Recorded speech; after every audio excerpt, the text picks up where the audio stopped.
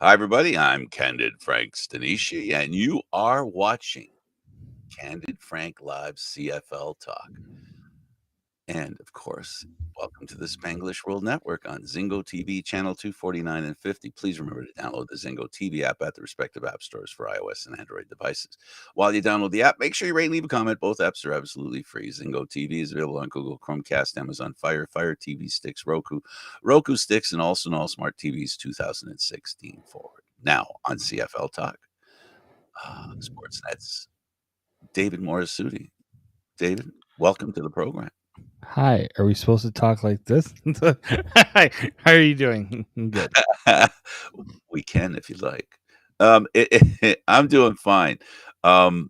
We have ourselves the off season well underway, and by well underway, I mean we're in the area where some free agents are available for teams to sign. Um, I gotta say, it used to be, and I don't know if I missed it. It used to be that free agency waited till February, but we're getting players signing now here in December. Help me understand that. When did it Yeah, change? yeah. I mean, so here's the thing: when you do any sort of free agency, one thing let's talk with the Argos and Kevin Brown. Like, Yeah. I I don't know if Kevin Brown was ever released, so I'm gonna quickly. Yeah. Okay. So Kevin Brown was released by Edmonton. So he was free and cleared us out. He was released. Oh, when was he released? He must have been released earlier in the year. Um, so essentially, he was available for any team to sign. Right? So it wasn't He was a free agent because free the agent, not the Elks never retained his rights because they released him. right. So he gets to the Argos because he's somebody out there free with no obligation to any team Mhm. whatsoever. Now, Yeah. the Argos sign him, and this reminds me of the original Javon Leake signing. This reminds me of our, um, you know, Gary's signing. These are signings that um, players that they really didn't have to compete to get, if you know what I mean, and yet they or compete that much to get. They've been very successful in these kinds of players. Yeah. I mean, look, there's a reason why AJ Ouellette right now. I mean, AJ Ouellette's a good player. I'm not going to say it's all the Argos, but the Argos gave him that opportunity, right? He earned his opportunity because, um, you know, the Argos felt like he had a good, a good showing, right? With them, he almost didn't have a job. Also, let's not forget, he almost didn't have a job when the Argos cut him, right, and put him on the practice roster. So just to clarify, Kevin Brown was with the Elks, but he was on their practice roster. Anyone on a practice roster is free reign. And that's also during the season. Yeah, so he was demoted to the practice roster, and I'm assuming at some point he was either released or because he was on a practice roster, those players are free and clear for anyone to sign. Right. So this is, yeah. I mean, look, he's averaged over 6 yards a carry in his career in the CFL. He's had 1,000 yards in the CFL before, and the Elks actually have a really good running back room. We remember, obviously, Justin Rankin came in. He's the reason why Kevin Brown got demoted. Javon Leake showed that he's more than just a returner; that he can also run with the football. Kevin Brown, it was a numbers game, right? He kind of lost out there, but 5.2 yards averaged through 12 games, over 100 carries. 6.1 average yards in 186 carries, over 1,100 yards last year. Toronto, I think, saw an opportunity there to get a player who maybe They felt was undervalued. If you get him with our offensive line, he should be really good. And frankly, and look, this is the business of the CFL nowadays. Likely costs less than what it would have taken to bring back Kadeem Carey. Not to say that Kevin Brown is better than Kadeem Carey. Not to say that the Argos couldn't use Kadeem Carey. It's just the Argos are penny pinching at right now to keep everyone underneath their under their salary cap. Well, they're spending the money they can, not the money they can't. I mean, teams in the CFL, because the cap is kind of soft, and by soft, I mean you can go over the cap without any problem until the end of the season. And then you end up paying the piper based on how far you were over the cap, based on how much you should have spent during the season. There's a chance that you could lose draft picks when you do it. There are fines. But at the end of the day, these players then become eligible. And this is the thing, right? Kevin Brown is a really good running back. Javon Leake was a great kick returner. Kadeem Carey, a great running back. But we also see there's a few running backs with the Argos after Kadeem Carey. Yes. While Kadeem Carey was the king of the carry, if you will, there were some princes in there that were proving that they could be effective. So the Argos do what every football team does today. You know, the day of having the single running back you go to over and over again are over. They've been over for a while. They've been over in the NFL, and they're kind of getting over in the Canadian Football League as well, except for in Winnipeg. Where you have a team of running backs, and those running backs also can do other things for the team as well: kick return, um, you know, screen passes, that kind of stuff, safety valves for the quarterback, catch the ball and make players miss. So it's no longer a thing where when you lose a player, you can make up for it within the group. And that's what the Argos have done the last 3 years, in my opinion. Yeah, I mean, and look, I think when they signed Dan Adebaboye to his contract extension, I'm pretty sure he's set to get another raise. And look, he's Canadian. That's valuable. He's a good special teams player. That's valuable. Deontic Man had a really good. He played well in the Grey Cup too, with the snaps that he got. So it's just realizing that you can do it a bit by committee too. You don't necessarily need a number one running back. You can have it a 1A, 1B, 1C running back in the CFL. Teams have been able to do it. And injuries play a role too. You don't want guys getting hurt, but that's not, as I said, Kevin Brown's more than capable of being a guy that can take a starting running back's role. He's done it, right? But I also think that it's probably comes down to this is a good player, and he likely doesn't cost the Argos what it would have cost to get Kadeem Carey back. Yeah, and so are you suggesting that Kadeem Carey will not be an Argo next year? If he does return, watch out CFL, because the Argos are going to have a heck of a running back room if that's the case. But I would lean to I'm like the chances of him coming back are like 5%. It's very, very small. Which is about how much money they have to spend on running backs. Exactly. Yeah. That's there's a lot of really good players when it comes to football. I always talk about this, and I believe it right to the bottom of my toes, to the tip of my head, that there's a plethora of players, and any team can reevaluate the team and make it better by virtue of the depth of football players here in North America. And the Argos have proven it to some degree. Winnipeg has proven it as well, and Montreal. Look at like all these teams that have improved have been able to find players to make their team better, and I think right behind them is coaching. Like this, the assistant coaches. I don't know, David, if it's because of the management cap. I don't know if it's because of the management cap. I don't mean to derail the conversation, but I don't know if it's because of the management cap. I think assistant coaches, two things are happening. They're relied on more because you can only spend so much money. Mm-hmm.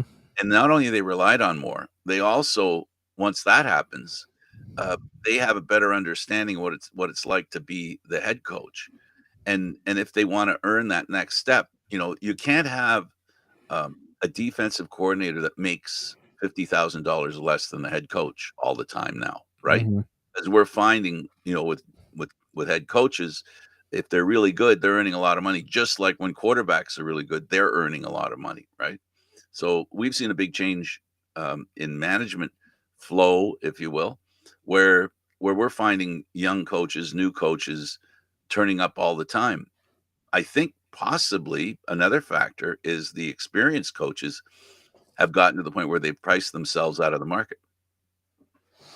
Oh, I no, I definitely think that too. Like you're looking at, you know, a CFL right now that the there's teams who feel like coaches can do more than one thing, and that's fine. Like coaches, like if you're an offensive guy, you want to have control of the offense, no problem with that.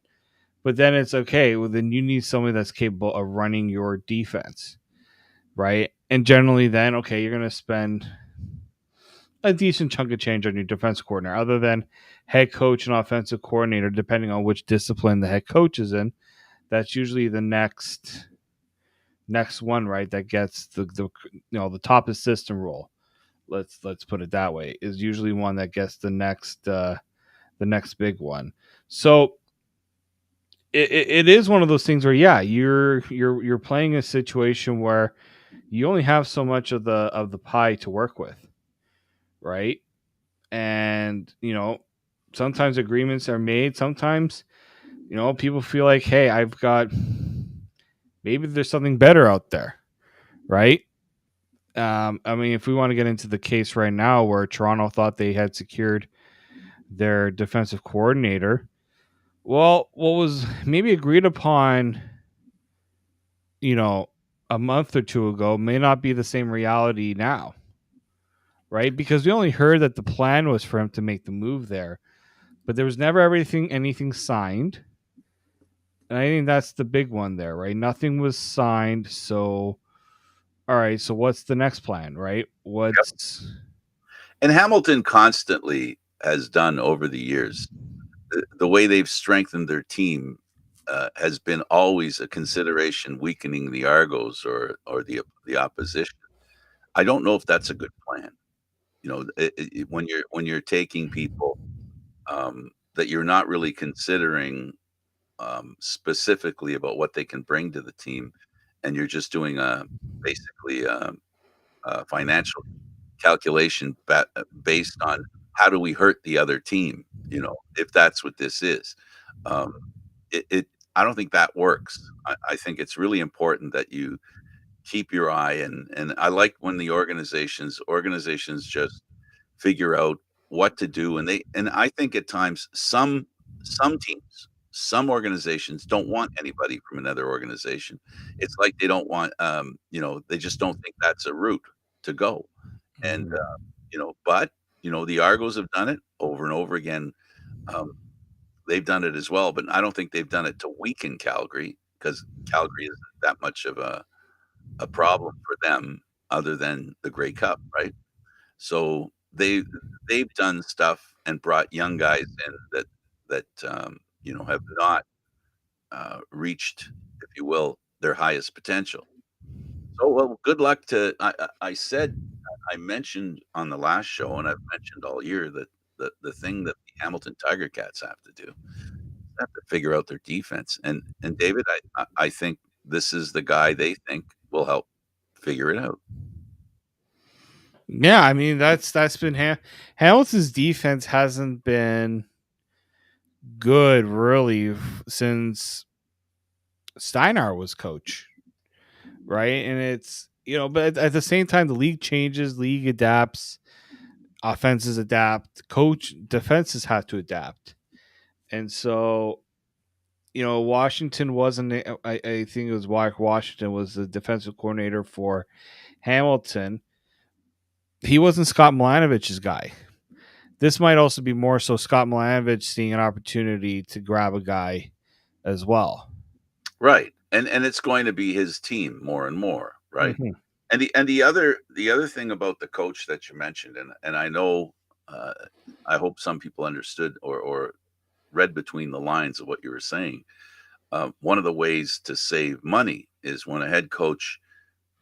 This is the knife's edge, right? When the head coach takes on more responsibility, there's a danger to that because it's a two-edged sword. You can end up taking on too much responsibility. If we look at the Argos and the way their management tree works, they don't really have per se a general manager. It's pinball, but we all know he's not a player guy, right? We don't, he's not a guy that has all these connections for players across North America. We know they have a guy that does that, but he's not their general manager. He's basically their guy that looks for talent and Mm. makes connections, right? So then that offers an opportunity for Dinwiddie to consider being more involved. Now, in that case, the way it looks to me from that's the way that worked for him, is that he was in a position, they gave him a little bit of responsibility unofficially, and he's been taking that responsibility, and he's been growing into that sort of general manager kind of impact on the team. Mm-hmm. Where you might have the Chris Jones approach where, okay, I got to earn as much money as I can. I'll be this guy, this guy, this guy, and this guy. But it doesn't necessarily work because there's no flow, there's no plan, there's no growth into that in that way of doing things. And that's, I think, where the CFL is heading. They're not going to have. Well, you and I agree that they can't be coach and general manager. It's hard to do that, right? We both agree on that. But you can be side-ish. You can be kind of, GM, and as long as you don't have to give the title of GM. That's who I think Dinwiddie is. Ryan Dinwiddie's the guy who wants to be a GM, but he doesn't care about the title. He can get the money without getting the title. You know what I'm saying? Yeah, no, for sure. But like even like Chris Jones, I don't even know if it's really. I wouldn't call it money. I think I just call it control, right? Having the ability to say have everything kind of set.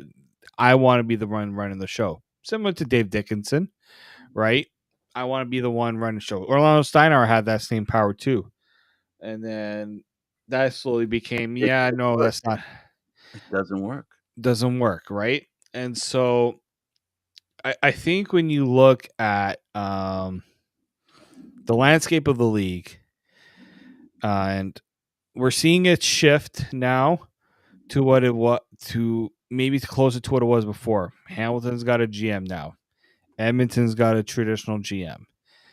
Ottawa, like every team, but Calgary, and even maybe Toronto does too, but loosely.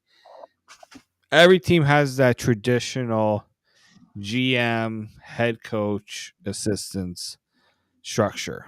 I think culture and structure are something that I think a lot of these teams are trying to get back to now.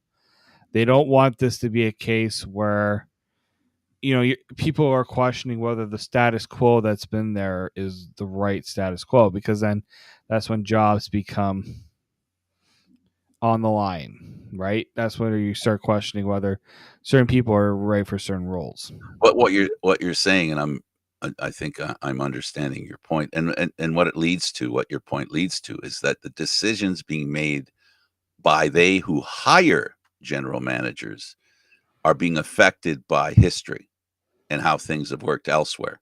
So, it's not just the fact that this isn't just a general manager making a decision. Now, this is the owner or whoever the president is or whoever hires the general manager is now hiring the general manager in what they think is the best way to do it.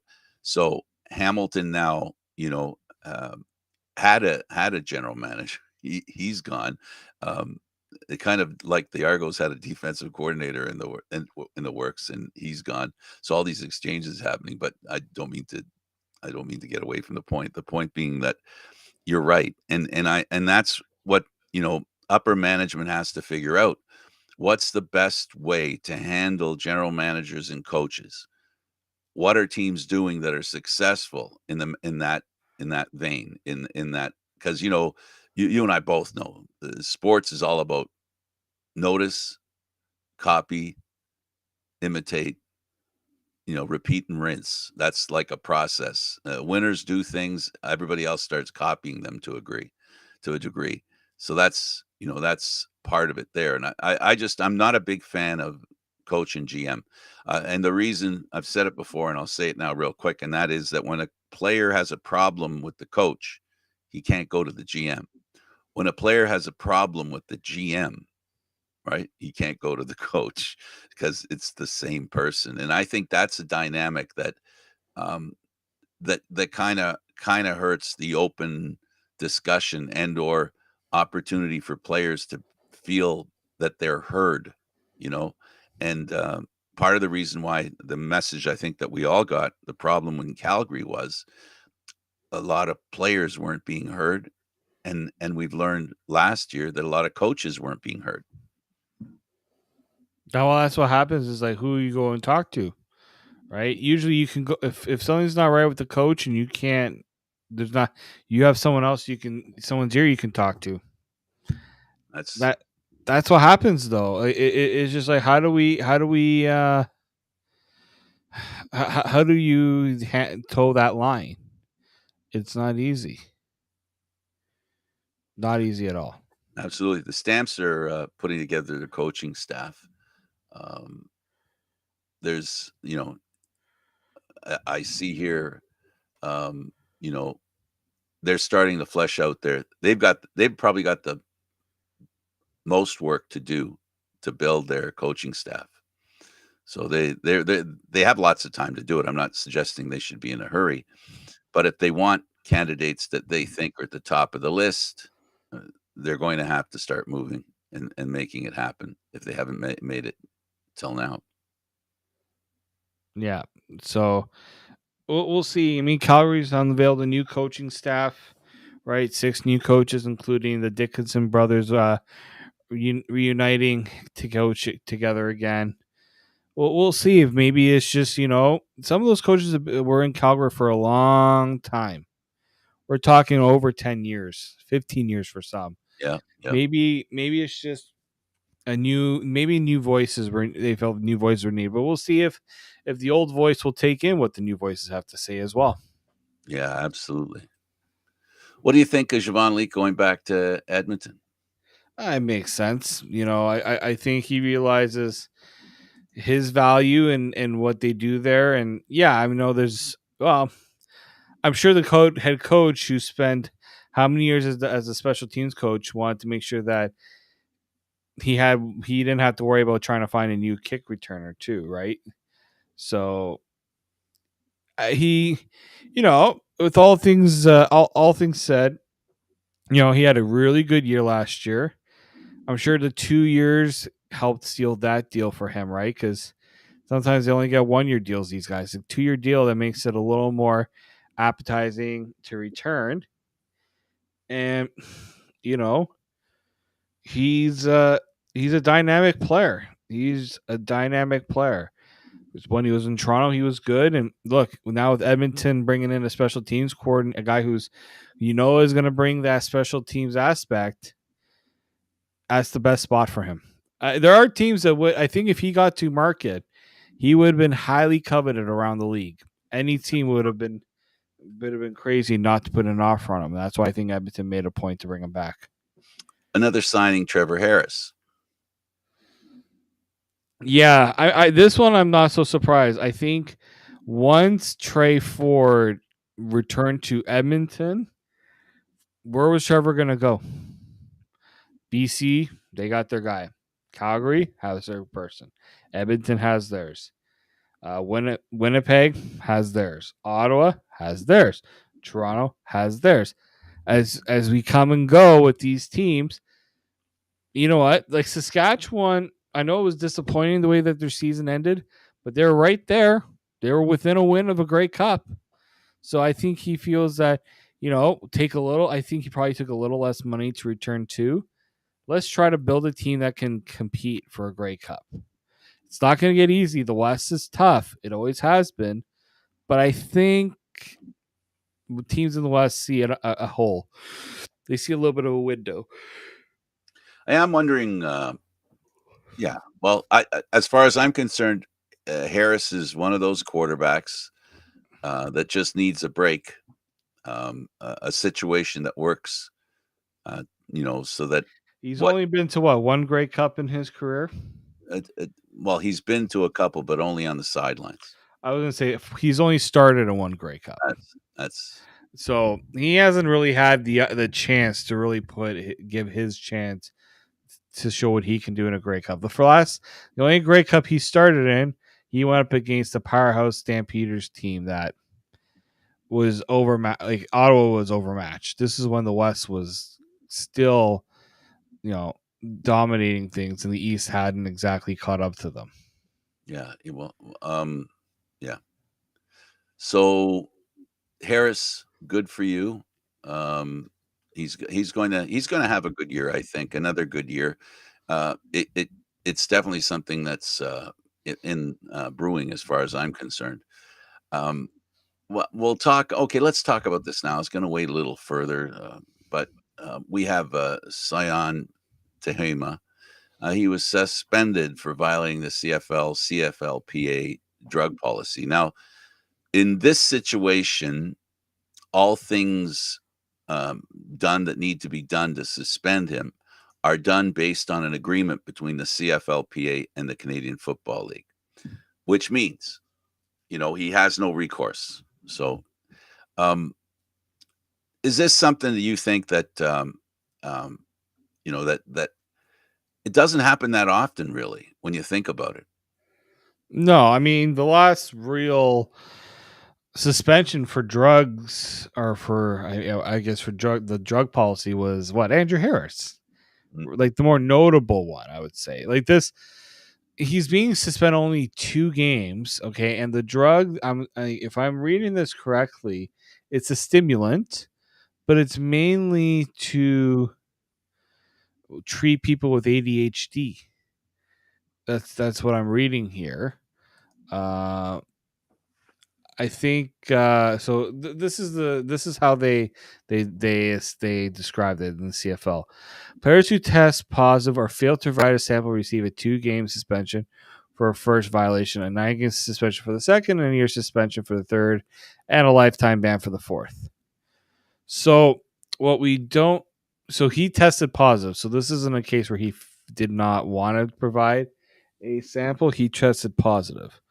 And Frank, we've walked by where they've done drug testing. I know where they do the drug testing for players after the games. Like it's, it is taken seriously, but it's interesting. Like you don't hear it all too often, because look, some of these players can't afford to be suspended because they can't afford to not have that game check.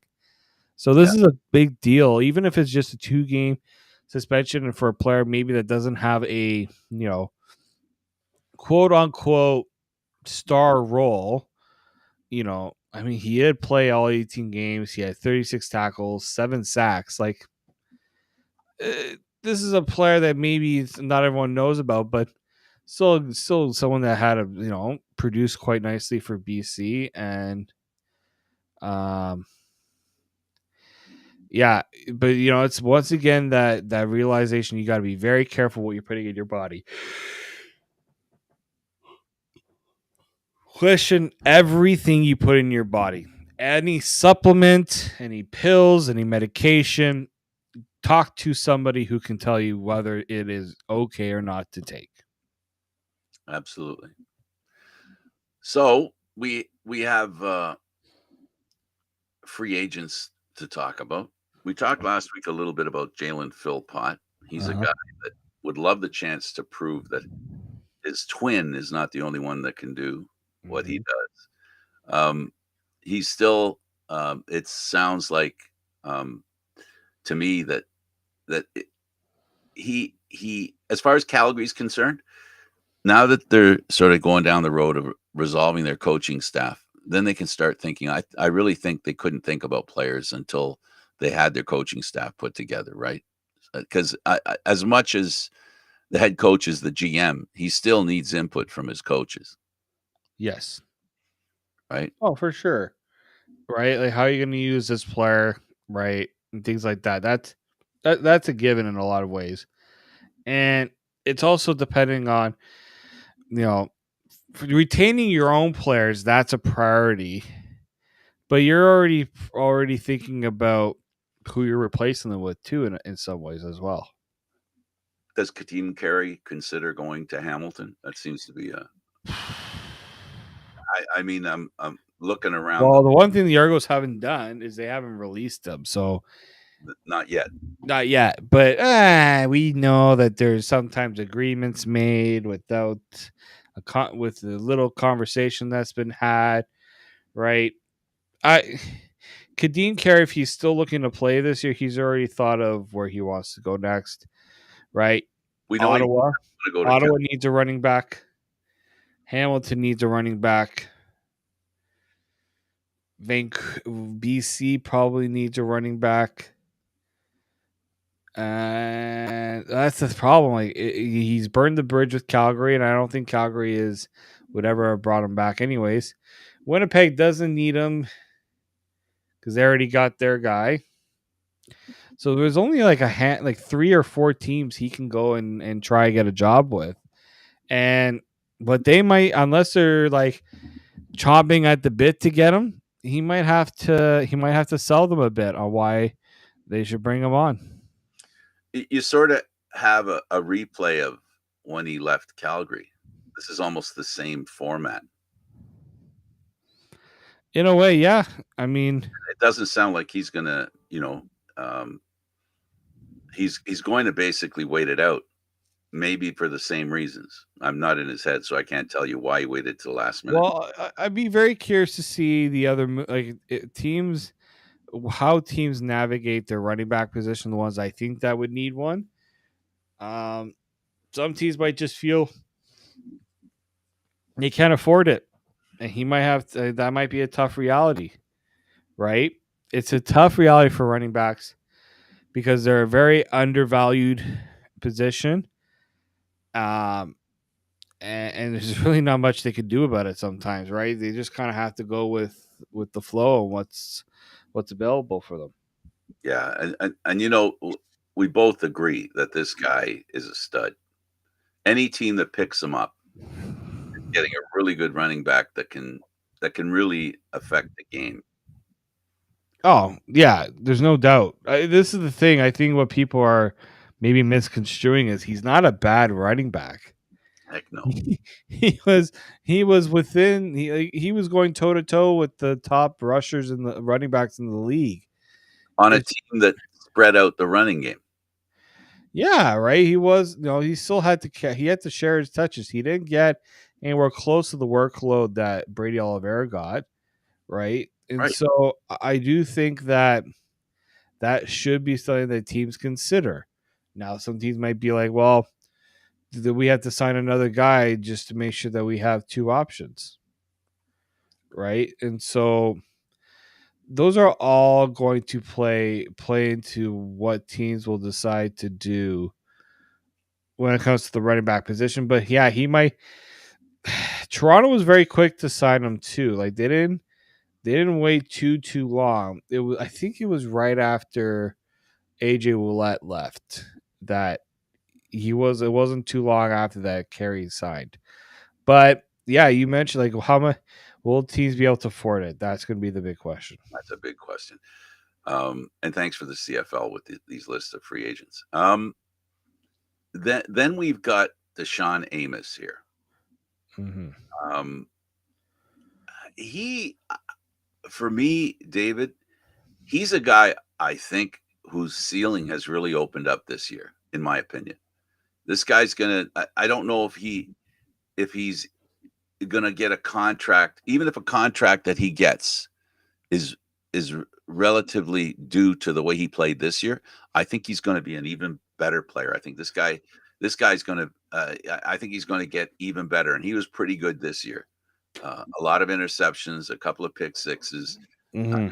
and game changer. He's a game changer, and those guys are, they're well liked. They're highly scouted and highly touted, highly coveted, and I mean, if we're reading the rumors correctly, it looks like the Argos co-defensive coordinator that also dealt with the secondary, is heading to Ottawa. With Ottawa, right? You see how coaches recruit guys that they've worked with.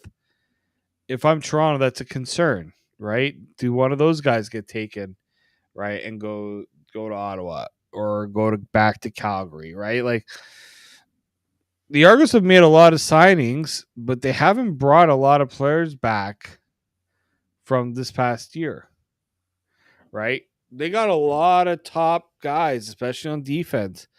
The question is, do they want to remake that defense a little bit? Because it seems like they did want to make some changes, or do they feel like they want to bring back? I mean, Deshaun Amos, I don't think he's one of those guys that you feel like you needed to move away from. Wade McManus is one. Deshaun Amos is one. I think Royce Metier is in there too, but I think he'll likely want to come back because he's a hometown product. So, yeah, as much as the Argos would want to go and sign everybody, they might not be able to afford to, or they might feel like, you know what, we may just have to go in a different direction. Well, they're going to have to go. They're going to have to go through players again and bring players in that that they can coach. That's the one thing that when the Argos bring guys in, it's they got to be coachable and they've got to be Argo ready, if you will, and that's really important. And the same thing's true for every team. Just some people have a better understanding of that definition, right, for their team. The Argos have done that now for a couple of years, where they've constantly been really good, and they've made up for great players they've lost. Again, losing Deshaun Amos, is it an end to the Argo defense? No, that's not what I'm saying. But it is, you know, they won a Grey Cup, and whenever you win a Grey Cup, there's two factors, and we say it till we're blue in the face, and you're probably tired of hearing it, folks. Every time you win a Grey Cup, you create a challenge for the cap, and and and that's the challenge the Argos have this year. But so far, under Pinball Clemens, they bounced back with a good year, good season. You know, yes, not winning the Eastern Final the year before last is something that's like a stain on their own feelings and reputation. But we got to remember they came back and really took a hit as far as players were concerned, took a hit as far as their quarterback not being able to play the first half of the season, and they rose up to win. And that's not easy. There's a formula in place here, and I'm just wondering which of these players they're going to keep, because they can't keep them all. And who are going to be the new players, right? Yeah, I do think that when you look at it's a puzzle, it's a pie. We hear it all the time. Any team with a salary cap, it's like, okay, we can spend X amount on this player. But we really like that player. Can't we afford spend a little bit more? Okay, if we give this player a little more, then we can't give this player more. Oh, well, we really like that player too. Well, so does everybody else, right? And so it's why I appreciate, it gets tiresome to how you talk about, can this guy stay? Can they keep him? Blah, blah, blah. But it's also nice because makes for excitement to see players change as well. Absolutely. Next on the list is a guy I like, Malik Carney. You know, this guy's a really good player, and he does what you want a defender to do, a defensive lineman, and that is to make life miserable for the quarterback. And he has done that really well. And there's a lot of teams that might want that. The pressures on the quarterback, the sacks are a bonus. His ability to beat his men on a steady basis is really important. He's overpowering, and he'll be welcome anywhere. Again, this is one of those cases where how much he wants, money wise, will impact how many teams can afford him. Well, that's it, right? When you look at this, is where I hate to be a broken record. It'd be nice to know what teams can afford to spend and what players have made in the past. I understand the need to not want to have your full out, your full life story out there and things like that. I get it, but it really makes it tough to judge where players can really go and what teams can afford. You know, Carney, again, defensive guy. Does Saskatchewan want him back? He didn't play as much this year. He was hurt 13 games versus 17 he had a year before. And yet his numbers were still pretty solid. Um, I'm curious to see if he decides to return and continue what they were working on with Saskatchewan, or maybe they just go elsewhere. Yeah. Then we have William Stanback. Now, here's a guy who changed, his physical strengths, if you will. He decided to go a little lighter, a little faster. I think he had that adjustment period in that year when he was playing, when he come back from the injury with this new idea and this new body. It didn't work for him really well at the beginning of the year, but then once the Grey Cup came and the team put him in a position to be successful, he answered the call and they won a Grey Cup.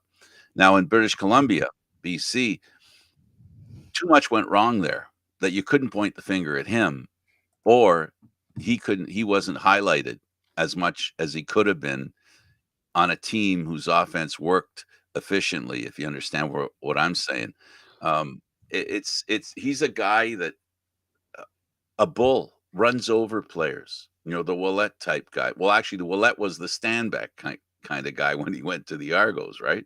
That's sort of the mold that he fit.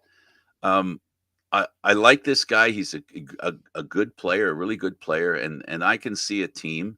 This is the same thing with Kadeem Carey, right? This is a guy that can carry the rock for you a lot of the time.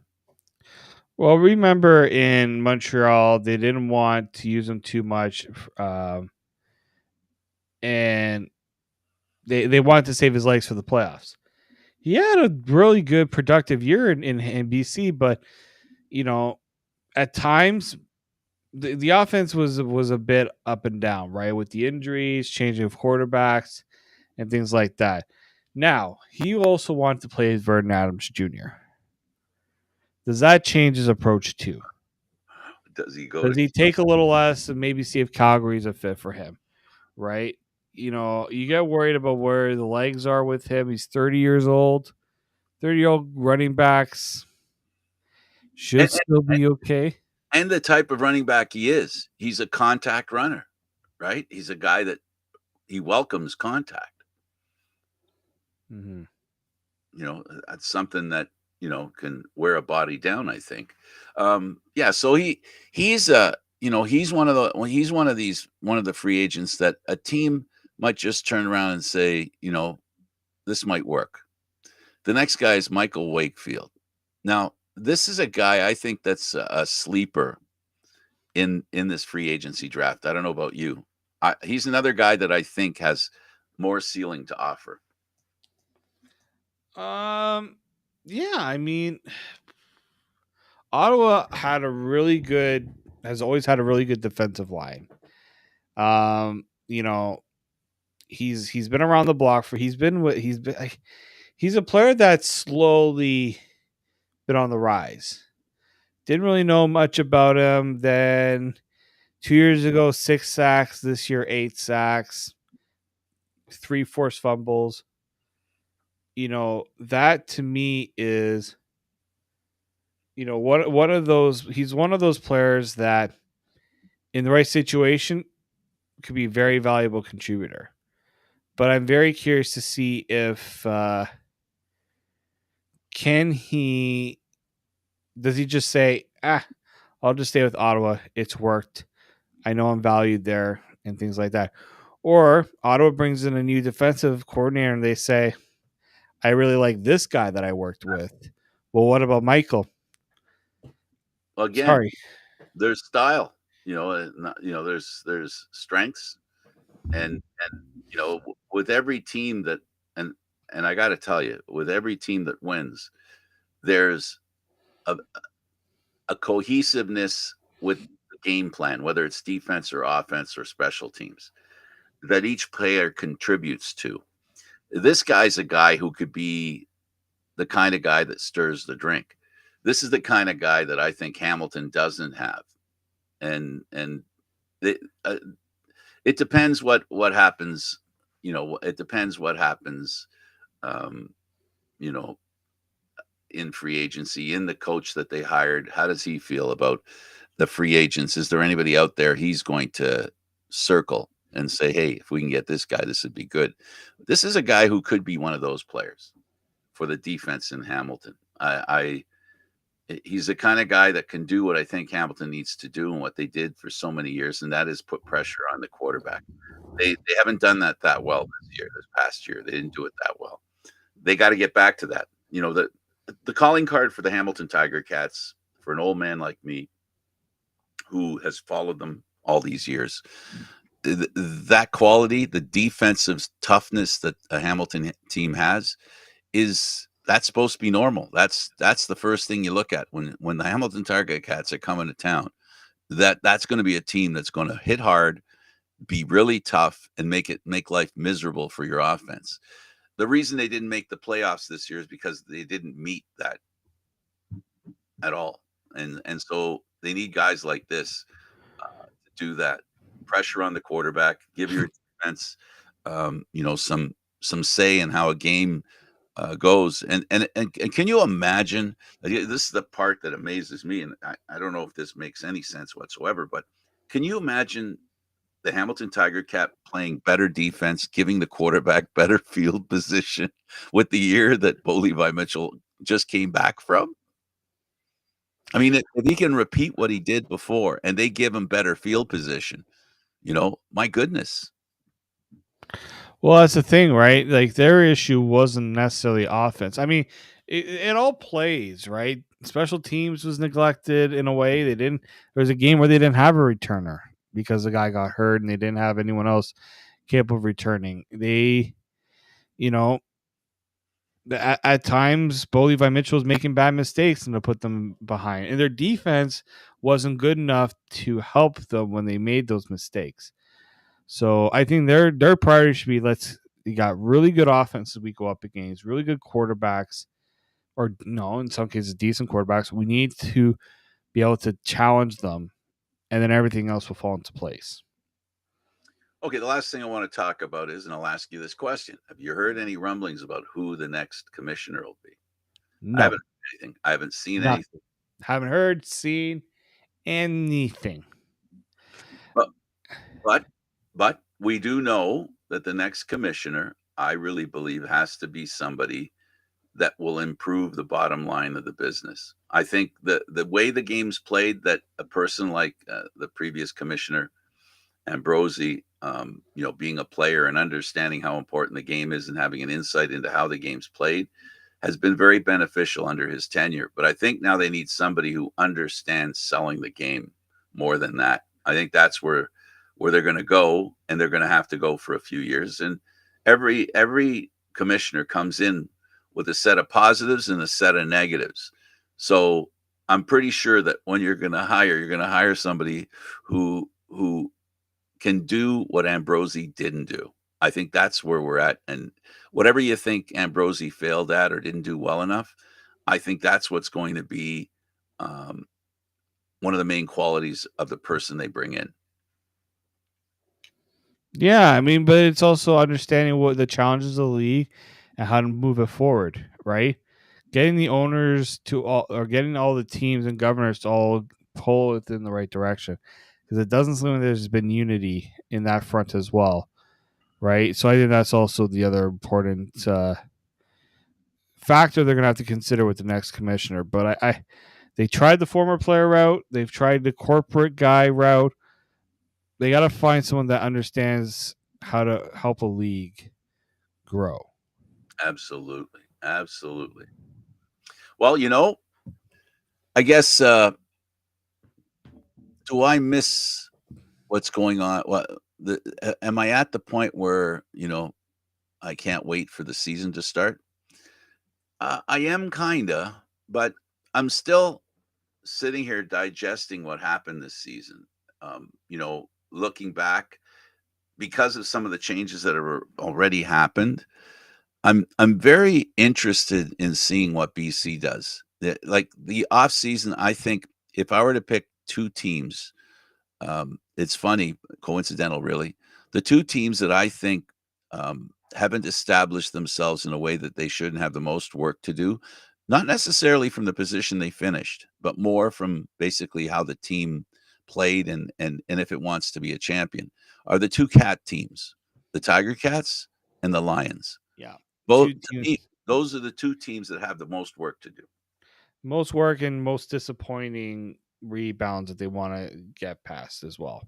Yeah, and it's ironic, but you have one that if you would have known that the quarterback for Hamilton and the quarterback for BC, you would have thought the reverse was true for the Mhm. quarterback in those two teams. Both those teams didn't come away the way people thought they would. Hamilton, Mhm. outstanding quarterbacking, and BC, not so much. Yeah.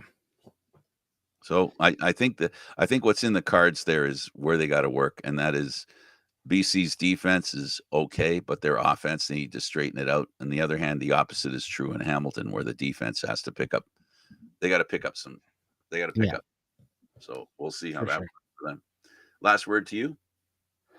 Yeah, we'll see. We'll see how around Christmas time maybe things take a little bit of a snooze, but we'll see how it picks up in the new year. I think in the new year you're going to see a lot more happen. I think you know what, because Christmas is Wednesday. I think maybe we can. No, wait, it's Christmas Eve is Wednesday. No, Christmas Eve is Tuesday. We Is okay. So the whole thing that I'm saying is maybe we won't do a show on Monday, folks.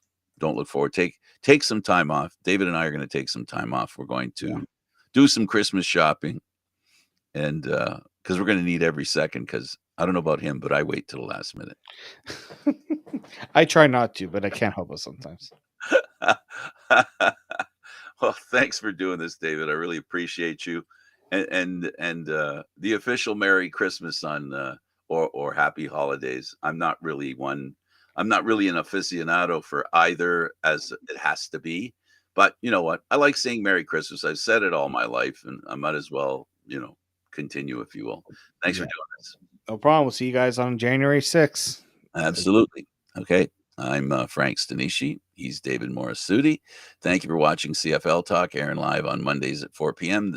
This show can also be heard on the Spanglish World Radio Network. For CFL Talk news, entertainment, and other sports programming we offer, please check out spanglishworld.ca. Spanglish World. Watch it here, read it, download it, live it. Thanks for watching, everybody. Until next time. Merry Christmas and Happy